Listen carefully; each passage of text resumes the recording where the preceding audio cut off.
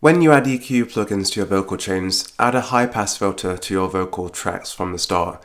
This won't change the character of your sound, but will make sure that there are no subsonic frequencies that will interfere with the balance of the bass or other instruments.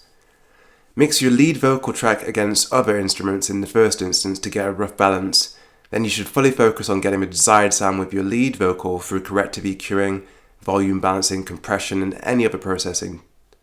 I always duplicate the lead vocal track to make a separate, fully wet reverb track. I talk about this in depth in my other vocal reverb tutorial. For all of your vocal tracks, be very careful of phasing. Sound waves with the same frequency and phase will be constructive to the overall sound, but sound waves with different frequencies and phases will detract from the overall amplitude.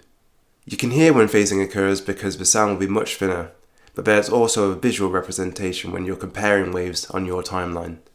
Some DAWs will allow you to do a phased inversion, but otherwise you can just nudge a clip on your timeline until the waves are in sync. Once you're happy with your lead tracks, listen through your backing vocals and ad-libs one by one against the lead vocal. Listen out for anything that needs correcting. Are the harmonies working? Does anything need tuning? Are the backing vocals doing their job and making the full vocal sound really, really good? Repeat the corrective and enhancement process with the supporting vocal tracks as well.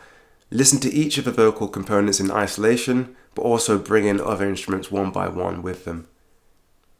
Pan the supporting vocal tracks to where they sound most effective using the full stereo width.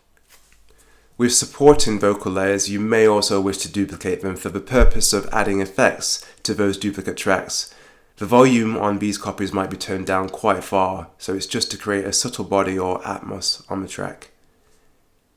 Remember that you're treating the vocal as an instrument like any other, so be willing to experiment with how you enhance the vocal delivery and the mood of the track with your layers and the effects you use, if you choose to use any. Make sure the vocals are balancing well against your other instruments in the mix. Tweak the levels, panning, and EQ of your instruments to make sure that the frequency spectrum is completely covered and no instruments are masking each other.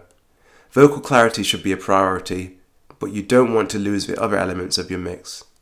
Use compression on your vocal chains to glue the various vocal tracks together. The amount that needs applying will be entirely based on your track's qualities. For contemporary music, you probably try to apply a little bit more compression than you would for, say, acoustic sounds. You might also try using sweeteners such as an exciter plugin just to give the vocals an extra sparkle.